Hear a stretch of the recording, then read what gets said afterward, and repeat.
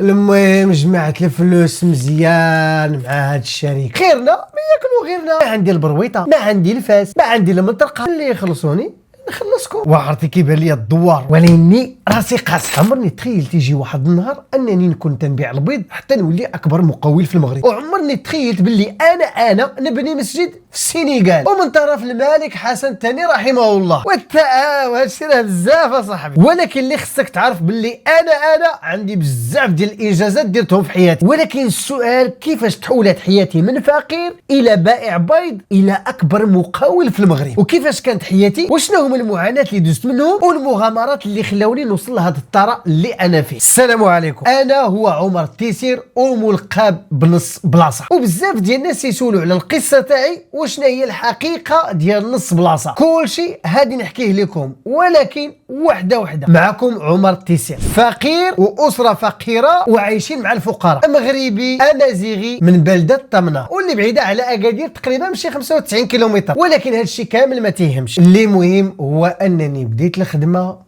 وعندي 12 سنه، والسبب هو انني فقير والوالد فقير والوالده فقيره وعايش في وسط اسره فقيره. اذا حتى انا خصني نخرج باش نصرف على الدار. المهم داز الايام والاشهر والسنوات وما كاين هي دمر. وبيني وبينكم ما عجبانيش هاد الحاله. وانت بنام تضربك تماره نهار كامل وتعطيك 2 ريال وبزاف عليا خويا. انا خصني ندير شي مشروع. صبر فين ندير المشروع وانا فقير؟ فين هما الفلوس؟ وإلا ما عندي الفلوس ما كاين لا مشروع لا مولاي يزكري. صبر اخويا، صبر وهدن وفكر كيفاش نجمع راس المال. المهم جلست تنفكر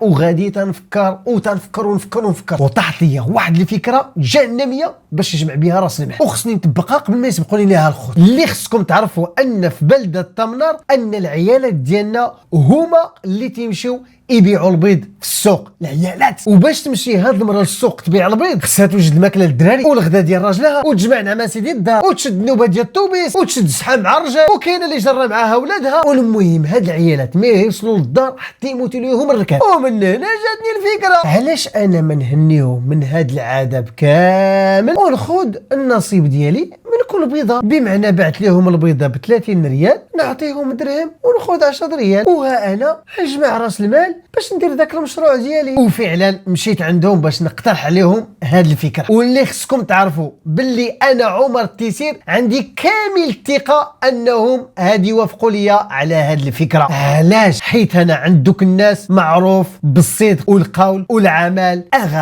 اغرس. ومع كامل الاسف ان هاد الصفه تفقدها بزاف ديال صحاب الخدمات والتجار. وهاد الخطه كامله الخطه اللي درتها مع هاد العيالات هي باش نجمع راس المال ونحقق الحلم ديالي. المهم خوكم خدام كونتوني، ما كاين هي الخدمه وجمع خدمه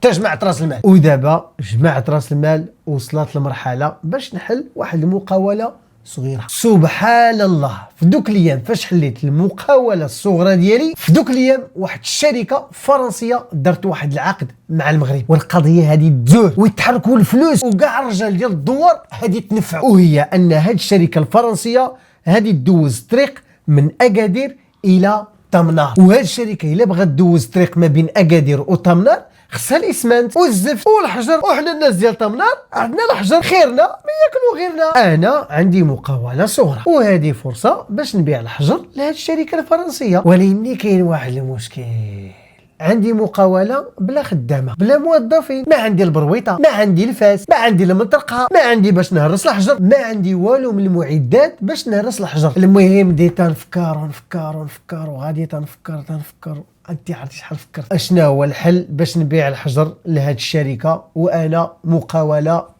والو. انا معروف عليا اغرس معقول وكلمه الرجال. خدمنا مع عيالاتهم في البيض وجاب ربي التيسير ودروكا نمشي نتكلم مع الرجال ديال الدوار ورزقنا ما ياكلوا غيرنا. وهذا الشيء اللي درت، مشيت عند الرجال ديال الدوار وقلت لهم جبت لكم واحد لافير مع واحد الشركه فرنسيه هذه ديروا معاها الفلوس وانا هو المسؤول طبعا وانتم اللي هتخدموا عندي. ولكن كاين واحد الشرط، كل واحد فيكم يشري المعدات باش يهرس الحجر وكل واحد فيكم هيتخلص على داك العدد ديال الحجر اللي يجمع والخلاص ملي يخلصوني نخلصكم. وعرفتي كيبان لي الدوار وكلشي بغى يخدم، لانهم عارفين الا تنقول الكلمه تنوفي بها. راه قلت لكم اغرس.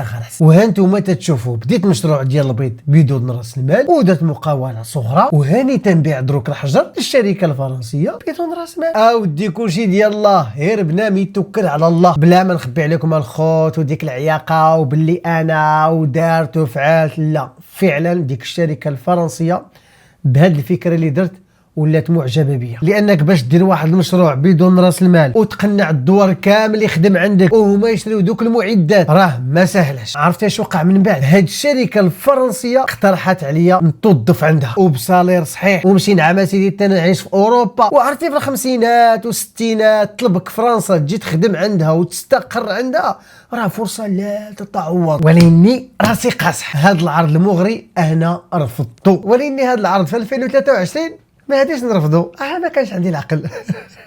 علاش انا رفضت هذا العرض؟ لان الطموح تاعي كان كبير على هكا، وانا الخوت بغيت يكون عندي عمل حر، بغيت ندير المشروع تاعي، وانا بغيت نكون المدير وماشي خدام عند المدير. راه ماشي عيب تخدم عند المدير، راه كل واحد لا سخر الله، راه هذه هي القصه. والمهم جمعت الفلوس صحاح، مع صراحه السيناريو خصو راه داك المجر باش يولي زوين.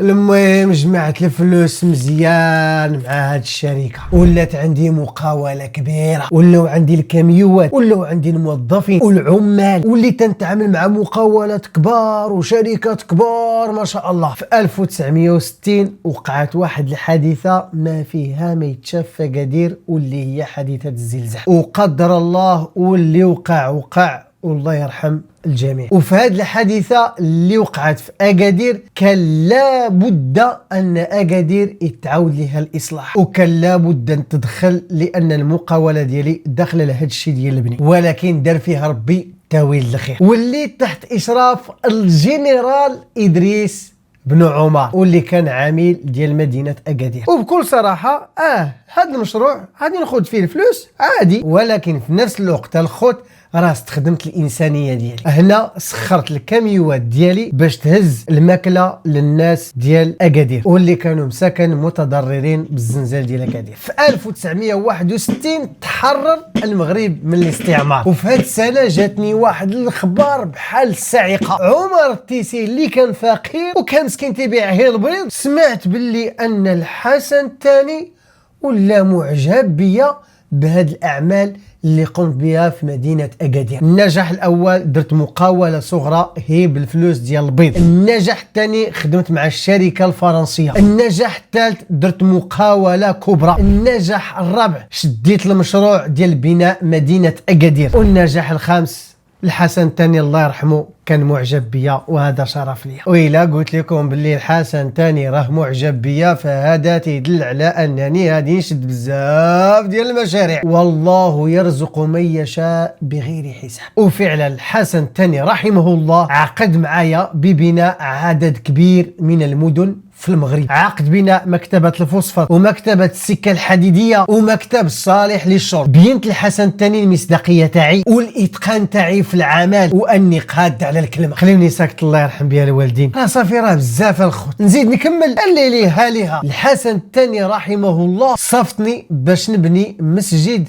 في عاصمة السنغال، واحد العدد كبير تاع البلدان في المغرب. مع كامل الأسف كانت الحاجة الوحيدة اللي تتكرهني في هذا العمل، وهي ان الشركات في المغرب تتعطلوا عليا في الخلاص وتتخليني معلق، وهذا هو الواقع مع كامل الاسف. اشنا هو السر تاع نص بلاصه؟ هنا اختلفت في الروايات ولو ان المعنى واحد. فاش كنت صغير كنت ضعيف بزاف، طبعا حيت انا فقير. في الروايه الاولى هو انني كل ما تندخل الحافله كان الكرسي تيجيني كبير، وكنت نجلس في النص الكرسي وكنت نخلص النص ديال البلاصه. والروايه الثانيه بحكم انني صغير كنت نخلص النص ديال الثمن. المهم القصه ديال عمر التيسير تسالت هنا، وتوفي رحمه الله في 1979. ولكن انا شخصيا الحاجه اللي خديتها من عمر التيسير، كن صادق في العمل تاعك ووفي بالمواعيد تاعك، تقدر تحقق الحلم ديالك وانت راك فقير. الصبر واليقين والعزيمه والتوكل على الله، وما كاينش المستحيل.